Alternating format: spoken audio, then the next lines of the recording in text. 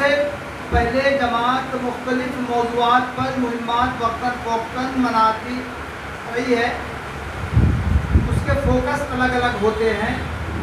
مثال کے طور سے خود قرآن کے موضوع پر قرآن سب کے لیے، اسلام سب کے لیے، رسول سب کے لیے، اسلام سب کے لیے، ان موضوعات پر مہمات جماعتی منائی جاتی رہی ہیں۔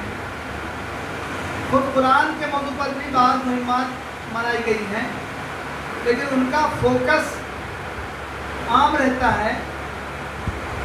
ملک کے تمام طبقات، مسلم غیر مسلم، سب کو اس میں مخاطب بنانے کی کوشش کی جاتی ہے۔ لیکن ہماری یہ جو مہم آج کل جو چل رہی ہے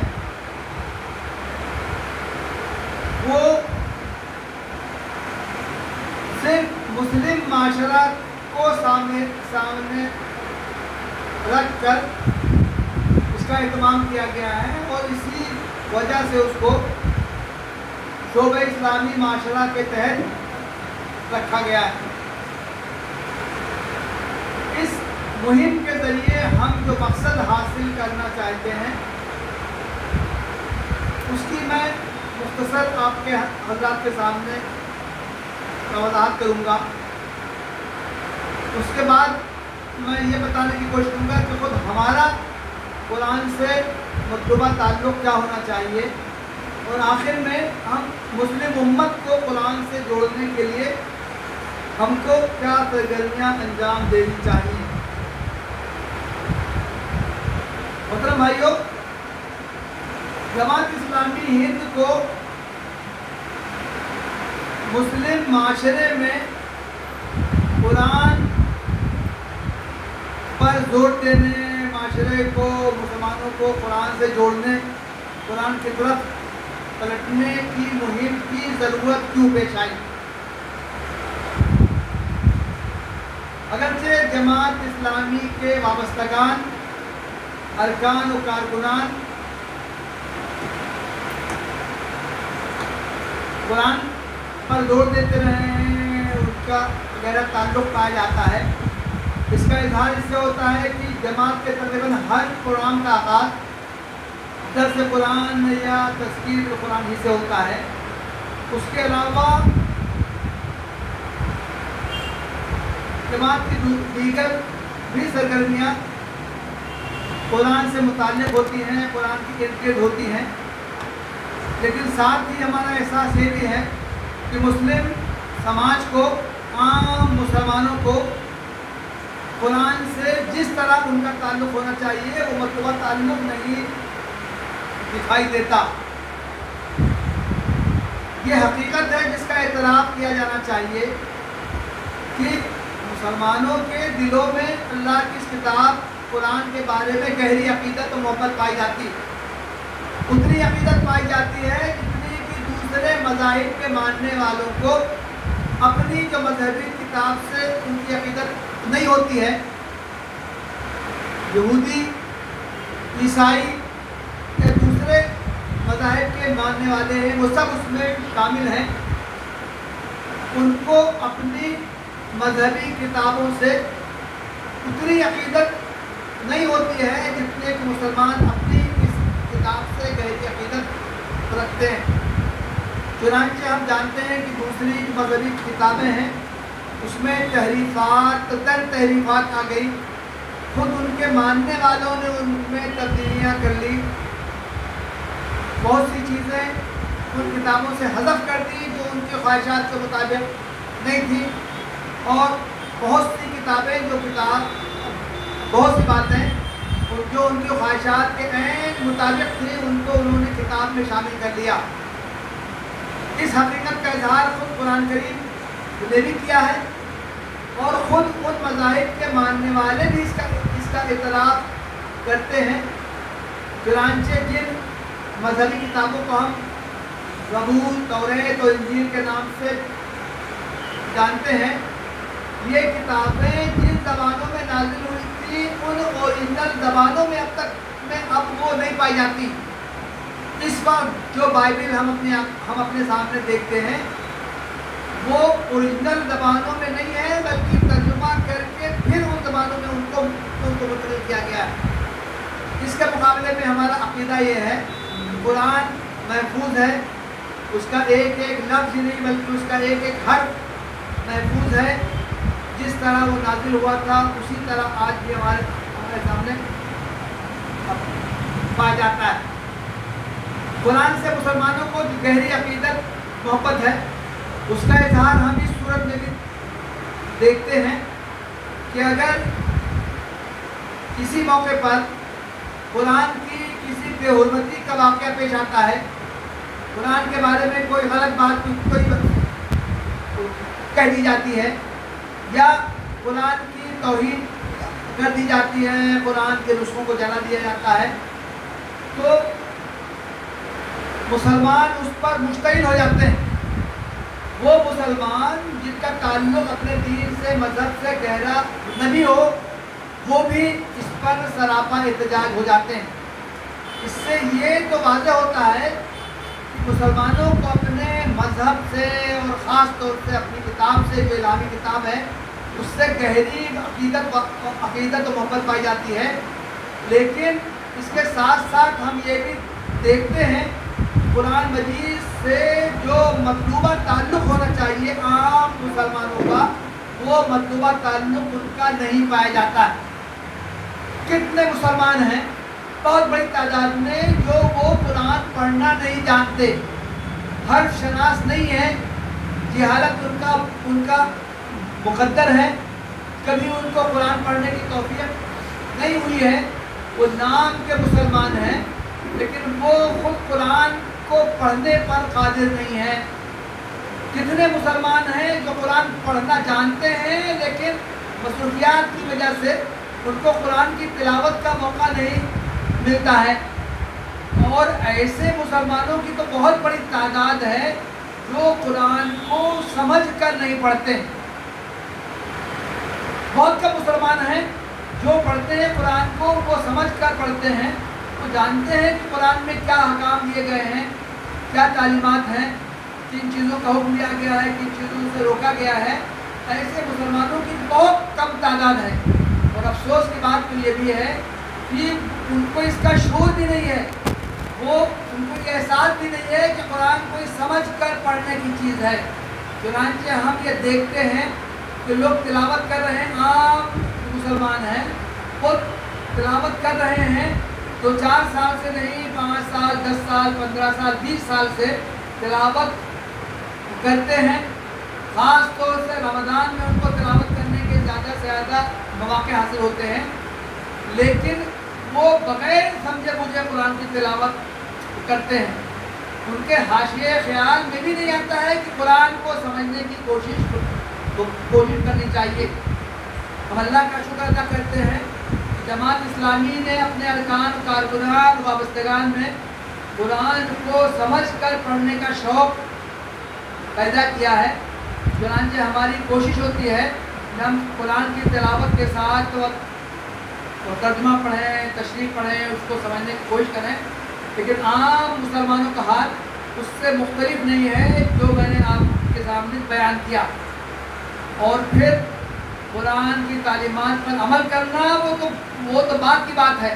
جب ہمیں قرآن کی تعلیمات کا علم ہی نہیں ہوگا تو ان پر عمل کرنے کا جذبہ کیسے پیدا ہوگا؟ تو محترم بھائیوں، ان اسباب سے، ان وجوہات سے جماعت نے یہ رجوع قرآن کی مہم بنانے کا فیصلہ کیا ہے، اور اس کو گراؤنڈ لیول تک جانے کی بات طے کی گئی ہے۔ صرف بڑے بڑے پروگرام ہی نہ کر لیے جائیں بلکہ نچلی سطح پر بھی اس طرح کے پروگرام کیے جائیں، قرآن کو سمجھ کر پڑھنے پر اس پر ابھارنے والے، اور اس مہم کے دوران مختلف سرگرمیاں انجام دی جائیں، مختلف کورسز کا آغاز کیا جائے، مختلف سینٹرز قائم کیے جائیں، اور ان کے ذریعے ان چیزوں کا احساس پیدا کیا جائے۔ اس کے لیے جماعت نے یہ مہم طے کی ہے۔ محترم بھائیوں، قرآن سے حقیقی تعلق کسی مسلمان کا کیسا ہونا چاہیے، یہ میں آپ کے سامنے نکات کی شکل میں بیان کرنا چاہتا ہوں۔ قرآن کا پہلا حق ہے، تقاضا ہے، ظاہر ہے کہ اس پر ایمان لائے جائے، اس کو اللہ کی کتاب سمجھی جائے، یہ سمجھا جائے کہ جس طرح اللہ نے ہر پیغمبر پر وحی نازل کی تھی، اس کو صحیفے دیے تھے، اس کو کتاب دی تھی، اسی طرح خاتم النبیین حضرت محمد صلی اللہ علیہ وسلم پر قرآن نازل کیا گیا، جو بین الدفتین ہمارے سامنے جو موجود ہے وہ مکمل محفوظ ہے، ذرا سی بھی اس میں کسی بھی طرح کی کوئی تحریف نہیں ہوئی ہے۔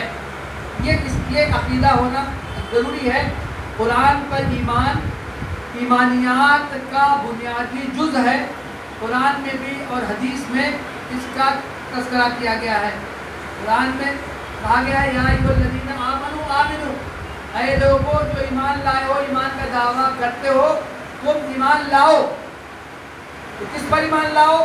آگے اس کی تفصیل بیان کی گئی ہے۔ اللہ پر ایمان لاؤ، رسولوں پر ایمان لاؤ، ان کتابوں پر ایمان لاؤ جو پہلے کے پیغمبروں کو دی گئی تھی، اس کتاب پر ایمان لاؤ جو حضرت محمد صلی اللہ علیہ وسلم کو دی گئی ہے۔ تو کہ ایمانیات کا جب مطالبہ کیا گیا ہے تو اس میں قرآن اور ایمان کو بھی خاص طور سے شمار کیا گیا ہے۔ حدیث جبریل بہت مشہور ہے۔ حضرت جبریل علیہ السلام انسانوں کے بھیس میں آئے اور انہوں نے آ کر آپ سے سوال کیا صحابہ کرام کی مجلس میں، یہ بتائیے ایمان کیا ہے؟ اللہ کے رسول صلی اللہ علیہ وسلم نے جو تشریح کی وہ آپ نے بتایا ایمان یہ ہے کہ تم اللہ پر ایمان لاؤ، رسول پر ایمان لاؤ، ملائکہ پر ایمان لاؤ، اللہ کی کتابوں پر ایمان لاؤ، آخرت پر ایمان لاؤ اور تقدیر کے اچھے یا برے ہونے پر ایمان لاؤ۔ تو کہ ایمانیات میں کا لازمی جز ہے کتاب پر ایمان لانا، اور کتاب پر ایمان لانے کا لازمی تقاضا ہے کہ اس کی تلاوت کی جائے۔ چنانچہ قرآن مجید میں بھی بار بار اہل ایمان کا یہ وصف بیان کیا گیا ہے کہ وہ قرآن کی تلاوت کرتے ہیں۔ قرآن کی تلاوت کرنا پیغمبر کی بھی ذمہ داری قرار دی گئی ہے۔ هو الذی بعث فی الأمیین رسولا منہم یتلو علیہم آیاتہ، وہ اللہ کی ذات ہے جس نے کہ امیوں میں انہی میں سے ایک فرد کو بھیجا جو ان کے سامنے اللہ کی آیات کی تلاوت کرتا ہے۔ اسی طرح اہل ایمان کا بھی یہ وصف بیان کیا گیا ہے کہ وہ قرآن جو ان پر نازل کیا گیا ہے، جس پر وہ ایمان رکھتے ہیں، وہ اس کی تلاوت کرتے ہیں۔ محترم بھائیوں، میں عرض کر دوں تو کچھ باتیں میں خاص طور سے آپ حضرات کی موجودگی میں عرض کرنا چاہتا ہوں، جو شاید میں کسی عوامی اجتماع میں نہ کہتا۔ قرآن کریم کی تلاوت کے تعلق سے بھی ہمارے درمیان کوتاہی پائی جاتی ہے۔ قرآن کا حق ہے کہ اس کی تلاوت زیادہ سے زیادہ کی جائے، قرآن کا حق ہے کہ اس کی تلاوت روزانہ کی جائے۔ صحابہ کرام کے جو واقعات ہیں وہ غیر معمولی ہیں، جس سے ان کی قرآن سے انتہائی گہری عقیدت وابستگی کا اظہار ہوتا ہے۔ حضرت عبداللہ ابن مسعود، حضرت عبداللہ ابن عمرو ابن العاص اللہ کے رسول صلی اللہ علیہ وسلم کی خدمت میں حاضر ہوئے۔ پوچھا اللہ کے رسول میں قرآن کو کتنے دنوں میں ختم کروں؟ حضور نے فرمایا 1 مہینے میں۔ انہوں نے کہا کہ نہیں، مجھے اور آپ کم ٹائم دیجیے، میں اور کم دنوں میں ختم میں کر سکتا ہوں۔ حضور نے فرمایا تو 20 دنوں میں ختم کر لیا کرو۔ صحابی اصرار پکڑتے رہے اور ان کے اصرار کو دیکھتے ہوئے اللہ کے رسول ان کو چھوٹ دیتے رہے۔ اچھا 20 دن میں کر لو، اچھا تو 15 دن میں کر لو، اچھا تو 10 دن میں ختم کر لو، اچھا تم اور کم ٹائم چاہتے ہو 1 ہفتے میں ختم کر لو۔ آپ اندازہ کریں یہ کسی ایک صحابی کا حال نہیں تھا، بلکہ بہت سے صحابہ کا حال یہ تھا۔ قرآن کا جتنا حصہ نازل ہوتا تھا وہ فوراً اس کو یاد کر لیتے تھے اور زیادہ سے زیادہ اس کی تلاوت کا اہتمام کرتے تھے۔ محترم بھائیوں، ہمارے درمیان یہ کوتاہی پائی جاتی ہے کہ ہم تلاوت کا اتنا زیادہ اہتمام نہیں کرتے جتنا زیادہ اہتمام کرنے کی کوشش کرنی چاہیے۔ قرآن ایسی چیز نہیں ہے کہ جس کو ہم کبھی کبھی پڑھ لیا کریں جب موقع ملا کریں۔ قرآن ایسی چیز نہیں ہے کہ ہم اپنے زیادہ اہم اور ایمرجنسی کی مصروفیات میں قرآن پڑھنا چھوڑ دیں۔ اگر قرآن کو پڑھنے چھوڑنے کی عادت ہونے لگے تو پھر 1 دن کا ناغہ ہوتا ہے، پھر 2 دن کا ناغہ شروع ہو جاتا ہے، پھر 3 دن کا ناغہ ہوتا ہے، اور اس طرح نوبت ایسی آتی ہے کہ ہم پھر بس बस कभी कभी ही कुरान को उठा पाते हैं। इसलिए हमें लाजमन कुरान की तिलावत का खुसूसी एहतमाम करना चाहिए। इस कुरान की तिलावत असलन हमारा जो माइंड सेट है वो भी हमको कुरान की तिलावत से रोकता है। हम उसका खुसूसी एहतमाम करते हैं। जब हम कुरान को पढ़ने का इरादा करते हैं उसका हम बहुत ज़्यादा खुसूसी एहतमाम करते हैं। 2, 4, 10 मिनट अगर मौका है तो अरे कौन पढ़े, फिर इत्मीनान से हम पढ़ेंगे। जिन लोगों को कुरान का शौक़ होता है वो कम से कम वक्त में कुरान को पढ़ने की कोशिश करते हैं। थोड़ी देर मौका मिला उसमें पढ़ लेते हैं। कैसेट का ज़माना था, कैसेट से बसुनते हैं। आजकल हर मोबाइल में कुरान है तो मोबाइल में ऑन करके भी कुरान को सुनने का एहतमाम करना चाहिए। कोई नहीं ज़रूरी है कि आप खुद अपने मुंह से कुरान को पढ़ें, बल्कि दूसरों के ज़रिए, चाहे कोई फर्द हो या कि मोबाइल हो, किसी दूसरे ज़रिए से भी, अच्छे कारियों की क़िराअत के ज़रिए भी हमको कुरान सुनने का एहतमाम करना चाहिए। अल्लाह के रसूल सल्लल्लाहु अलैहि वसल्लम की एक हदीस से हमें इसकी रहनुमाई मिलती है। हज़रत अब्दुल्ला इब्न मसूद रज़ियल्लाहु अन्हु से अल्लाह के रसूल सल्लल्लाहु अलैहि वसल्लम ने एक बार ख्वाहिश की, अब्दुल्ला इब्न मसूद मैं तुमसे कुरान सुनना चाहता हूँ। सहाबी को तकल्लुफ़ हुआ कि अल्लाह के रसूल आप पर कुरान नाज़िल हुआ है और आप भी उसको सुनना चाहते हैं किसी को दूसरे से। हुज़ूर ने कहा कि हाँ मेरी ख्वाहिश है कोई दूसरा कुरान पढ़े और मैं कुरान सुनूँ। हज़रत अब्दुल्ला इब्न मसूद ने सूरह अन-निसा की इब्तिदा से आयत पढ़ना शुरू की। रावी कहते हैं कि जब वो आयत नंबर 41 पर पहुँचे, फ़कैफ़ इज़ा जि'ना मिन कुल्लि उम्मतिन बिशहीदिन वजि'ना बिका अला हाउलाइ शहीदा। तो हज़रत अब्दुल्ला इब्न मसूद कहते हैं कि मुझको कुछ अजीब सी आवाज़ हुई। ऐसा लगा कि जैसे हांडी जब उबलता है उसमें जब पानी तो जैसी आवाज़ होती है उस तरह की आवाज़ का एहसास हुआ। मैंने आँख खोल के देखा तो अल्लाह के रसूल सल्लल्लाहु अलैहि वसल्लम ज़ारो क़तार रो रहे थे। मतलब भाइयों, कुरान की तिलावत के साथ साथ एक और काम जिसमें हम लोगों से बहुत ज़्यादा कोताही पाई जाती है वो है तस्हीह तिलावत। कुरान को सही तरीके से पढ़ना, ख़ास तौर से जमात इस्लामी के वाबस्तगान जिसमें मैं भी शामिल हूँ, कुरान को उस तरीके से नहीं पढ़ते जिस तरह की पढ़ने का हक़ है। वो तजवीद के फ़न से नाशना होते हैं। अगर कभी इमामत उनको कहीं करनी पड़ जाए तो इस तरह कुरान की तिलावत करते हैं जिस पर दूसरे जो अच्छे कारी हैं वो एतराज़ करते हैं। अल्लाह के रसूल सल्लल्लाहु अलैहि वसल्लम ने भी इस पर बहुत ज़्यादा जोर दिया है। आपने फरमाया ज़य्यिनुल कुरान बिअस्वातिकुम, लोगों अपनी आवाज़ से कुरान को ज़ीनत बख्शो। हज़रत अबू मूसा अशरी बहुत अच्छे खुश अलहान कारी थे। अल्लाह के रसूल ने बार बार उनकी तारीफ़ की है। फरमाया लक़द ऊतिया मिज़मारन मिन मज़ामीर आले दाऊद। ये अबू मूसा अशरी तो इतनी अच्छी क़िराअत करते हैं कि जैसे हज़रत दाऊद अलैहिस्सलाम जिस तरह अल्लाह का कलाम बड़े शोर व गुदार के साथ पढ़ते थे उसी तरह ये पढ़ते हैं।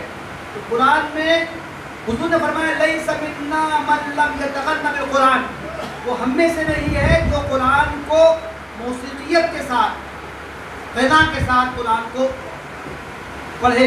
तो मतलब भाइयों, अगर हमें इस कोताही का कभी का एहसास होगा तो हम उसको दूर करने की कोशिश करेंगे। इस मुहिम के मौके पर या मुहिम के बाद हमको लाज़िमन इसकी कोशिश करनी चाहिए कि हम तजवीद कुरान के साथ कुरान को पढ़ने और सीखने का एहतमाम करें। आजकल तो इसकी बहुत सहूलियात पाई जाती है।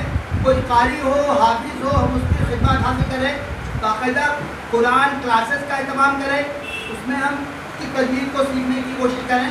और आजकल तो मुख्तलिफ ऐप्स आ गए हैं, उन ऐप्स में भी बाकायदा तजवीद सिखाई जाती है, तो हम गोया ऑनलाइन भी इसका एहतमाम कर सकते हैं। मोहतरम भाइयों, एक बात का मैं ख़ास तौर से मैं तज़किरा करना चाहूँगा, वो है कुरान का फ़हम।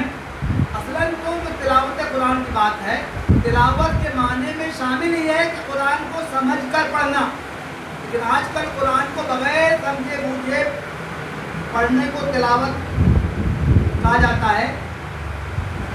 اس غلط فہمی کو دور کرنے کے لیے قرآن مجید میں خود بار بار سمجھ کر پڑھنے کی تاکید کی گئی ہے۔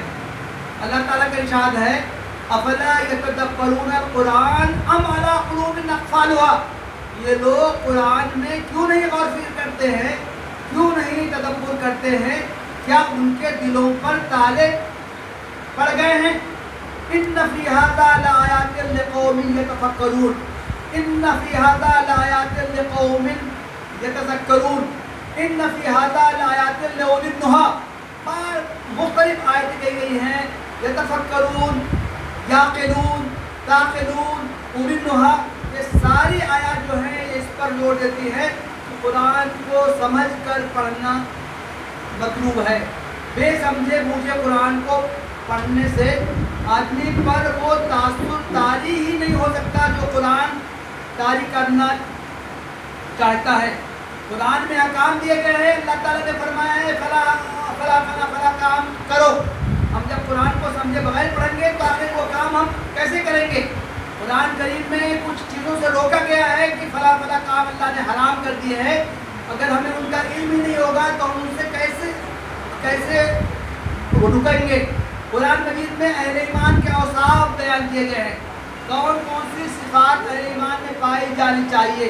قرآن میں بیان کیا گیا ہے کہ ایمان لانے والوں کو کن چیزوں سے بچنے کی کوشش کرنی چاہیے۔ قرآن مجید میں جنت کا تذکرہ بہت تفصیل سے کیا گیا ہے کہ قیامت میں جنت ان لوگوں کو ملے گی جن میں فلاں فلاں خصوصیات پائی جائیں گی۔ قرآن میں جہنم کا تذکرہ بہت تفصیل سے کیا گیا ہے، یہ بتایا گیا ہے کہ جو لوگ فلاں فلاں کام کریں گے وہ جہنم میں ڈالے جائیں گے جن میں وہ ہمیشہ رہیں گے۔ اگر ہم قرآن کو بے سمجھے بوجھے پڑھیں گے، بار بار پڑھیں گے، ہم کو باتوں کا علم ہی نہیں ہوگا تو ہمارے اوپر خوف کیسے طاری ہوگا، ہمارے اوپر خشیت کیسے طاری ہوگی، یا ہم جنت کی نعمتوں کو حاصل کرنے کے مشتاق کیسے ہوں گے؟ محترم بھائیو، خلاصہ یہ ہے، یہ عجیب بات ہے، امت نے پوری مسلم امت کا بیشتر حصہ قرآن کو سمجھ کر پڑھنے سے غافل ہے۔ میں کہتا ہوں یہ کتنی عجیب بات ہے کہ قرآن دنیا کی ایسی کتاب ہے جو سب سے زیادہ پڑھی جاتی ہے۔ کوئی کتاب ایسی نہیں ہے جو قرآن کا مقابلہ کر سکے، اتنے بڑی تعداد میں لوگ اس کو پڑھتے ہوں، لیکن اسی کے ساتھ افسوس کی بات یہ ہے کہ قرآن دنیا کی واحد ایسی کتاب ہے جس کو بے سمجھے بوجھے پڑھا جاتا ہے۔ آپ کسی ہائی اسکول کے، انٹر کے، بی اے کے کسی طالب علم سے پوچھ لیجئے کیا تمہارے کورس میں جو کتابیں ہیں کیا کوئی کتاب ایسی ہے بھی ہے کہ تم اس کو بے سمجھے بوجھے تو پڑھتے ہو؟ ہر ایک کا جواب ہوگا کہ نہیں، بے سمجھے بوجھے کسی چیز کو پڑھنے کا کیا حاصل ہے۔ لیکن ظاہر ہے کہ قرآن کے ساتھ مسلمانوں نے یہ رویہ اختیار کر رکھا ہے۔ سمجھ کر پڑھنے کا اگلا تقاضا یہ ہے کہ قرآن کی تعلیمات پر عمل کیا جائے، ہم کو معلوم ہو جائے کہ قرآن میں کیا احکام دیے گئے ہیں، ہم کو معلوم ہو جائے کہ اللہ تعالیٰ نے کن چیزوں کی تاکید کی ہے، ہم کو معلوم ہو جائے کہ اللہ تعالیٰ نے کن چیزوں سے روکا ہے، پھر عمل پر ہماری آمادگی پیدا نہ ہو تو ظاہر ہے کہ ایسے علم کا کیا فائدہ۔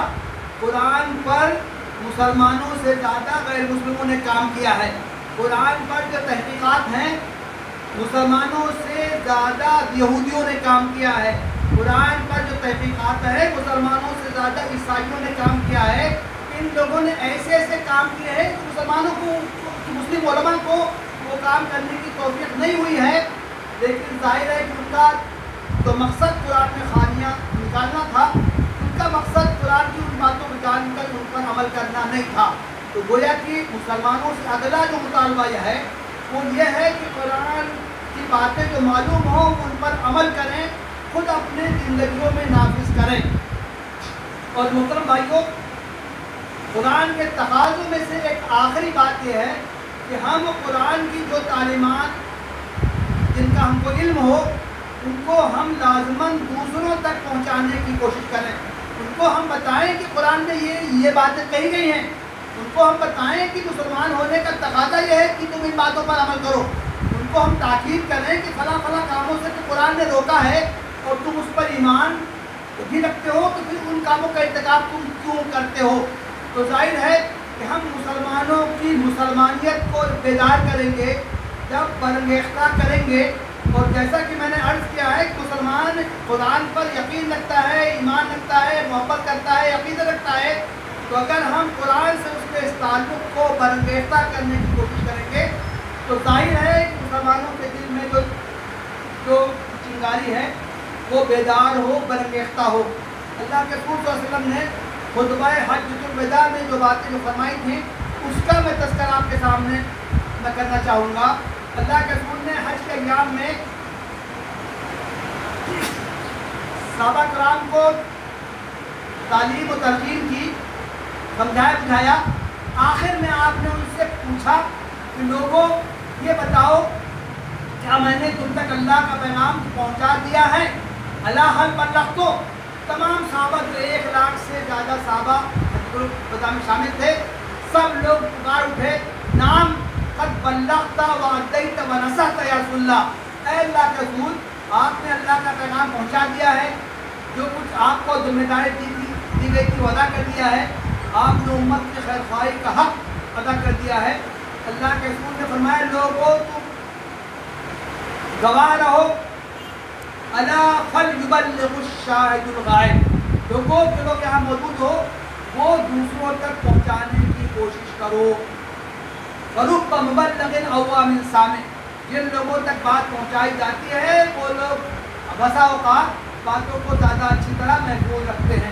محترم بھائیوں، ہم سب جانتے ہیں کہ امت میں بہت زیادہ انتشار برپا ہے، بہت زیادہ مسلکی عصبیتیں پائی جاتی ہیں. دین کی کوئی بات جب بتائی جاتی ہے تو فوراً سوال ہوتا ہے کہ تمہارا تعلق کس جماعت سے ہے، تمہارا تعلق کس مسلک سے ہے، تم کس فرقے سے تعلق رکھتے ہو. ہم سمجھتے ہیں کہ اگر ہم قرآن کی دعوت کو لے کر اٹھیں تو اس سے یہ جو مسالک کا اختلاف ہے وہ ختم ہوگا یا وہ کم سے کم ہوگا. اس لیے کہ ہم سمجھتے ہیں کہ قرآن پر سب تمام مسلمانوں کا ایمان ہے.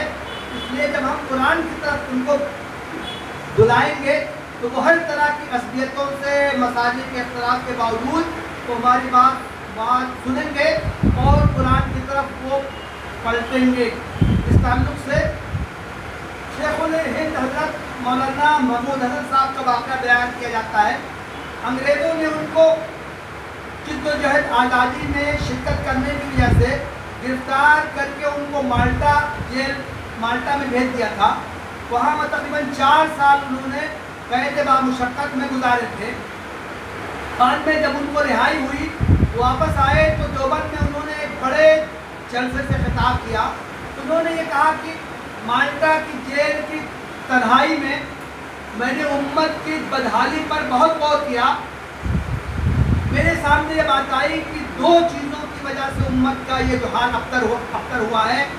ایک تو ہے کہ اس نے قرآن کو چھوڑ دیا ہے، اور دوسرے ایک ان میں آپس میں بہت زیادہ اختلافات پائے جاتے ہیں.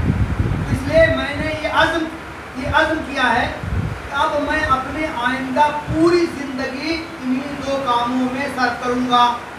مسلمانوں کو قرآن سے قریب کرنے کی کوشش میں کروں گا. چنانچہ مولانا نے، ہم سب جانتے ہیں کہ انہوں نے قرآن مجید کا ترجمہ کیا اور اس کے بعد انہوں نے تفسیر کو بھی لکھنے کا آغاز کیا تھا، لیکن ان کا انتقال ہو گیا. تو انہوں نے کہا کہ میں نے آئندہ زندگی کو وقف کرنے کا ارادہ کیا ہے کہ میں اب آئندہ لوگوں کو قرآن سے جوڑنے کی کوشش کروں گا اور ہر ممکن اس کی میں تدبیر اختیار کروں گا. اور دوسرا کام یہ کروں گا کہ مسلمانوں میں جتنے اختلافات ہیں ان اختلافات کو دور کرنے، کم کرنے کی کوشش کروں گا. ان کو ایک دوسرے سے قریب لانے کی میں کوشش کروں گا. اور یہ جو فقہی جو مسالک کے جو اختلافات ہیں اس کی وجہ سے جو امت میں انتشار ہے اس کو میں کم سے کم کرنے کی کوشش میں کروں گا. شیخ الہند محمود حسن صاحب کے شاگرد مفتی محمد شفیع صاحب ہیں. خود انہوں نے قرآن کے ترجمہ و تفسیر کا کام کیا ہے. انہوں نے اپنی کتاب قاعدۃ امت میں اس واقعے کو نقل کیا ہے. اس پر جو کمنٹ کیا ہے وہ میں آپ کے سامنے پیش کرنا چاہتا ہوں. انہوں نے یہ کمنٹ کیا ہے کہ میرے استاد نے جو امت کی 2 کمیاں بیان کی تھی وہ حقیقت میں ایک ہی وہ کمی ہے. وہ کمی ہے मुसलमानों का कुरान से दूर हो जाना, इस एक कमी की वजह से उनके दरमियान इतने इख्तलाफात पैदा हो गए हैं। ये दो कमी नहीं है कि मुसलमान कुरान से दूर है और एक कमी है कि मुसलमानों में इख्तलाफ इंतजार है, बल्कि असलन कुरान से दूर होने के नतीजे में वो मुसलमानों में इत्तेफाक का फौदान हो गया है, इंतशार उनमें है।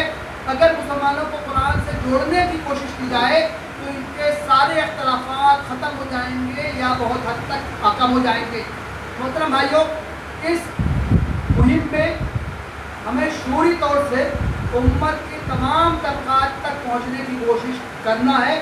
उनके सामने यही बात कहनी है, आप चाहे जिस फ़िरक़े के हों, चाहे जिस आप मसलक के मानने वाले हों, मुसलमानों के किसी तबकाती ग्रोह से आपका ताल्लुक़ है, लेकिन जाहिर है कि कुरान पर आपका ईमान है, हम आपको कुरान की तरफ दावत देते हैं, कुरान की तरफ जोड़ने की कोशिश करते हैं।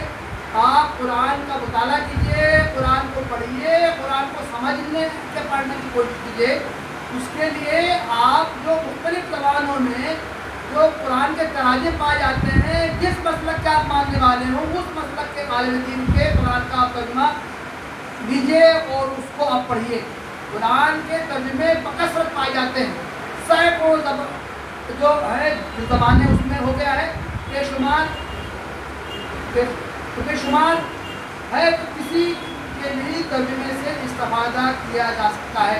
तो हम इस बात को हम जोर दे की कोशिश करें। बस मैं बतौर लतीफ़ा अर्ज़ कर दूँ, आजकल सोशल मीडिया का दौर है, मुख्तलिफ वो पोस्टें आती रहती हैं। हमारे किसी एक रफ़ीक ने इस तरह की एक पोस्ट लिखी, कुरान को पढ़िए, कुरान को तर्जुमे के साथ पढ़िए और उसके लिए तफ़हीमुल कुरान का मुताला कीजिए। मैंने उनसे कहा ये आपकी बात गलत नहीं है, हम तफ़हीमुल कुरान को एक सही मुस्तरद तफसीर समझते हैं। दूसरे लोगों ने उसके बारे में जो गलत इल्ज़ामात आयद किए हैं, वो तफसीर गिर रहा है, उसके अंदर बहुत गुमराहकुन बातें हैं, हम उनकी बातों को मुनासिब नहीं समझते हैं या गलत समझते हैं। लेकिन इस मुहिम के मौके पर हमको तफ़हीमुल कुरान की तरफ दावत देने से बचना चाहिए, एहतियात करना चाहिए। हम अपने आम प्रोग्रामों में, ख़ास प्रोग्रामों में लोगों के सामने तफ़हीमुल कुरान को पढ़ने की दावत न दें, बल्कि हम उनको कुरान को पढ़ने की, कुरान से इस्तेफ़ादा करने की दावत दें और उनसे ये कहें कि जिस तर्जुमे, जिस तफसीर पर भी आपका एतमाद हो, उसको आप इस्तेफ़ादा कीजिए। आप कुरान को समझ कर आप पढ़ने की कोशिश कीजिए, चाहे उसके लिए आप किसी भी तर्जुमे को तफसीर को इख्तियार कर सकते हैं। मोहतरम भाइयों, मैं इन्हीं बातों पर इत्तेफ़ाक़ करता हूँ। जमात की मुहिम की मुख्तलिफ सरगर्मियों में आप शामिल हैं।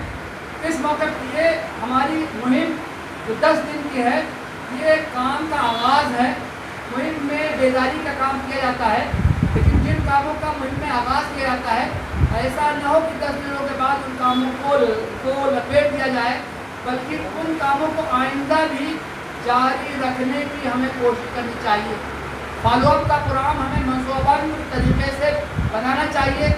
जो लोग इस दौरान हमारे राब्ते में आए हैं, उनसे आइंदा भी राब्ता करना चाहिए। जिन कोर्सेज़ का या और चीज़ों का जो इस मुहिम के दौरान आगाज़ किया गया है, उसको आइंदा भी जारी रखना चाहिए। और जमात की सतह पे कुरान लर्निंग सेंटर भी इस तरह के कायम करना चाहिए।